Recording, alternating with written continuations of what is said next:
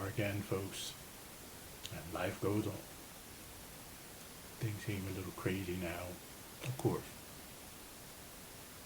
But we're in a world where we have to live, we have to thrive, we have to survive.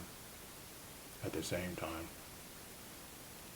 we have to be aware of what's really going on. The biggest thing that is going on is that there are a bunch of madmen and women in charge of almost everything in our nation right now. People who have no love for us at all, who basically see each and every citizen in this country as just a pawn. Pawns used to get what they want, not caring what happens to us. And so we become pawns, serfs, used in order to work, in order to gather money and power for those few at the top, regardless of how we live or survive. No health care for us, jobs that don't pay a lot, minimum wage that is slavery, while rents and housing go up. And we find ourselves, instead of looking at the top and seeing what's going wrong there, fighting and scrapping with each other. And this is no coincidence. We are engaged in something that has been done ever since the British, from a small island, decided that they deserved to take over the whole world. This is about dividing and conquering, supporting any identity and building it up. Building up the idea of race, ethnicity, sexual orientation, genders, all of this. First we build it up, we solidify it.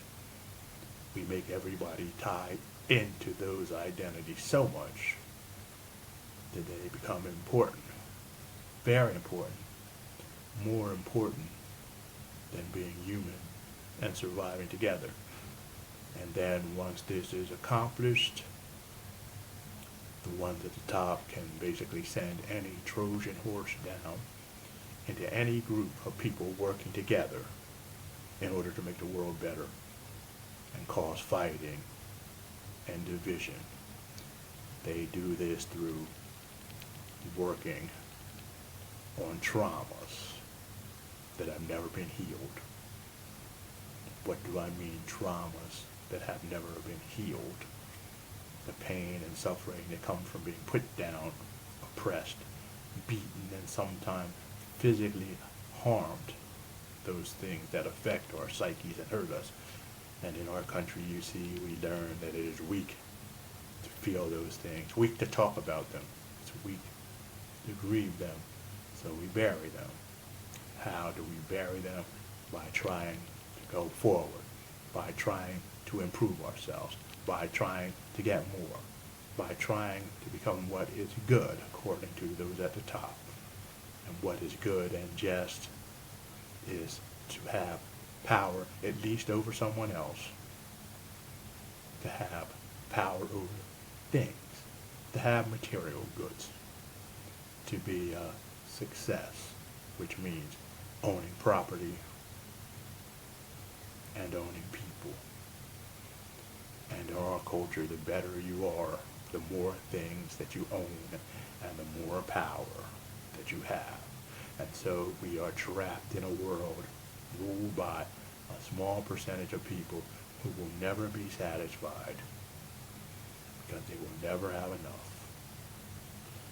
They will never have enough to be satisfied because of a sense of self-hatred, a sense of trauma and guilt that they cover over by owning more and more things, having power over more and more people. And this sickness is like a thread running all the way down from the top 1% to the lowest 1%. Some of us are sucked into it. We don't even really know it.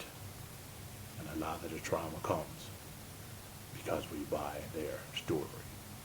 We buy their lie. we feel bad about ourselves because we're not what they tell us that we should be. It's time to break free from that. And that is what spirituality is really all about. It's about liberation of the mind and the soul. It's not taking any one religious path. It's arriving at the end of religion. The connection between us and the source, the divine. When one realizes this and realizes that one need not follow the path that is described by the power over society, step by step, but is able to follow it with variations, follow it by reading one's own thoughts and feelings, and follow it by looking at the world around themselves to see what is true and what is not.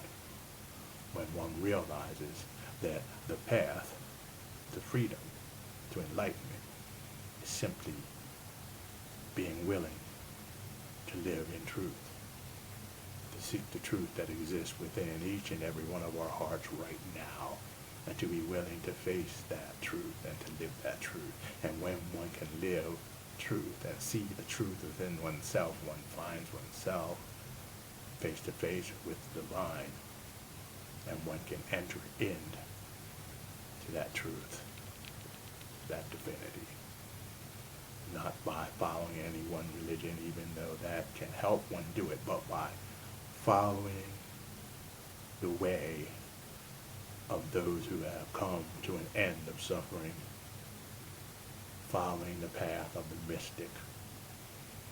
And this path starts with the recognition that we are one heart, one love, one being, and like a beautiful garden, with different flowers, plants, animals, we are still one. This is the ultimate truth. And now, instead of just knowing this, it's time for those who can hear this and who have the power to work on this, to move forward as one, and to create a world that will be beneficial to ourselves and our children's children, and each and every being on earth, because when we heal the earth, we heal the self, the larger self, the greater self, and the real self. Thanks for being with us. Subscribe to our YouTube channel. Hit the bell. Leave a comment. And we'll see you again soon.